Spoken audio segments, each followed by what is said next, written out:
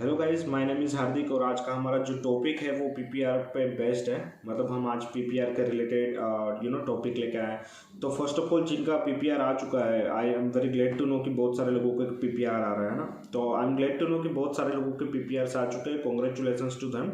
और जिनके पीपीआर अभी तक नहीं आए उनको best of luck. So let's start the talk. सबसे पहले जिनका पीपीआर आता है उनको पीपीआर तो आ गया है ना। पीपीआर आने के बाद क्या करना है, what will be the further steps after you receiving your PPR. सो जो पीपीआर आपका रिसीव होता है तो जो आपका पासपोर्ट रिक्वेस्ट लेटर होता है ना, उस पर एक लिंक दिया गया होता है। तो वो लिंक पे आपको क्लिक करना है जिससे कि वो आपको वेब फॉर्म तक लेके जाएगा। अगर वो आपको आइडिया नहीं है कैसे करना है तो जो वेब फॉर्म का जो लिंक है वो यहाँ नीचे है, ठीक है। और ये जो लिंक है इसको हम डिस्क्रिप्शन में भी ऐड कर रहे हैं, तो आप ये बाद में जाके वीडियो के बाद में आप ये लिंक ज़रूर देख लेना वेब फॉर्म का। इस पर आप क्लिक करोगे वेब फॉर्म खुलेगा। वेब फॉर्म खुलने के बाद ना कुछ बेसिक डिटेल्स उन लोगों को चाहिए होती है, जैसे कि आपका जो बायोमेट्रिक्स है वो हो चुका है या नहीं, तो यस नो। और वो बायोमेट्रिक्स कहाँ से हुआ है, इंडिया से हुआ है, दुबई से हुआ है, तो वहाँ पे वो सिलेक्ट करना है। बाद में अपने एड्रेस वगैरह फिल आउट करना है। वो वेब फॉर्म जैसे ही आप सबमिट करते हो, आपका वेब फॉर्म सबमिट होने के बाद फिर आपको वेट करना है। Now this will be very very long waiting part कि 2-3 दिन से लेकर शायद 4-5 दिन तक आपको वेट करना पड़ सकता है just to receive your payment link. अब जब आपकी पेमेंट लिंक आती है ना, ठीक है, तो आपको पेमेंट करना है। You need to make your payment, ठीक है। और पेमेंट करने के बाद आपको कंफर्म करना है that you made your payment. और पेमेंट की जो कंफर्मेशन होती है, जो रिसिप्ट होती है, वो आपको सेव करके अपने पास रखनी है, ठीक है। वो बहुत यूज़फुल है। जब आपका पेमेंट कंफर्म हो जाएगा तो उसके बाद आपको उनकी तरफ से ईमेल में एक AWB नंबर, मतलब एयरवे बिल नंबर मिलेगा, ठीक है, जो कि आपको पासपोर्ट जब आपका VFS में जाता है तो उसको ट्रैक करने के लिए यूज़ होता है AWB नंबर। और उसके बाद में जब आपका पेमेंट कंफर्म हो जाएगा तो 2 फॉर्म आपको VFS की तरफ से दिए जाएंगे, and that will be consent form and courier service form, ठीक है। तो कंसेंट फॉर्म आपको फिल आउट करना है, एंड जो कुरियर सर्विस फॉर्म है वो आपको फिल आउट करना है। उसके बाद फिल आउट करके ना आपको एक A4 साइज एनवेलप लेना है, और A4 साइज एनवेलप में आपको 5 डॉक्यूमेंट्स जो है वो ऐड करने हैं। तो सबसे पहला और बहुत ही इम्पोर्टेंट जो है वो है आपका passport.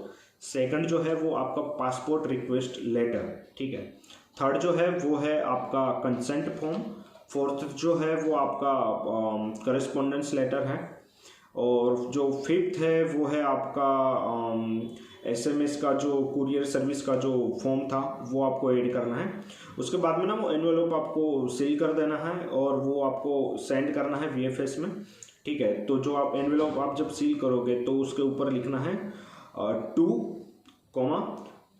The VFS office, sorry, to visa officer VFS global Canada, ठीक है।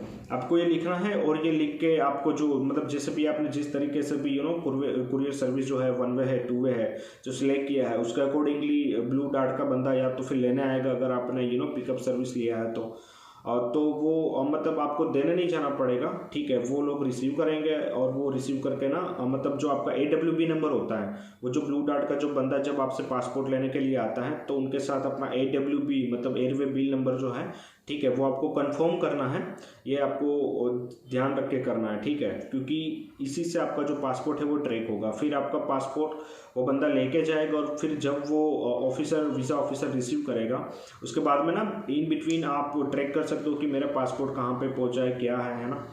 तो उसके बाद जब आपका डिसीजन जो है वो चेंज होता है, वीज़ा ऑफिसर जब स्टैम्प करता है तो इसकी जो डिटेल्स है वो स्टेप बाय स्टेप आपको ईमेल में या SMS में मिलते रहेगी। और फिर जो डिस्पैच होता है तब भी आपको इन्फॉर्म किया जाएगा कि आपका जो पासपोर्ट है वो डिस्पैच किया गया है, ठीक है। फिर आपको जब आपका स्टैंपिंग हो जाता है तो आपको एक अनदर मतलब एक सेकंड AWB नंबर मिलेगा, ठीक है, जो डिस्पैच के लिए होता है, ठीक है। तो डिस्पैच के टाइम पे आपको वो वाला AWB नंबर जो सेकंड टाइम मिलता है वो यूज़ करना है और अपना पासपोर्ट जो है वो ट्रैक करना है कि वो कहाँ पहुँचा है, क्या है, ठीक है। और जब आपका पासपोर्ट आता है and you are getting the stamped tattooed your passport, है ना।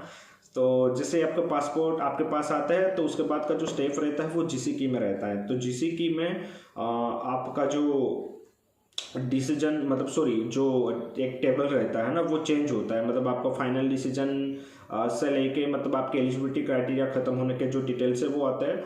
और हाँ, आपका जो करस्पॉन्डेंस लेटर है, ठीक है, उसको ही पोर्ट ऑफ एंट्री के लिए यूज़ किया जाता है, ठीक है। तो वो पोर्ट ऑफ एंट्री लेटर भी आप कह सकते हो करस्पॉन्डेंस लेटर को, वो डाउनलोड करके आपके पास साथ में रखना है, क्योंकि आप जब इमिग्रेशन के टाइम पे जाते हो तो पासपोर्ट के साथ उसको रखना बहुत ज़रूरी है, क्योंकि वो इमिग्रेशन ऑफिसर कभी भी आपसे मांग सकता है पोर्ट ऑफ एंट्री लेटर।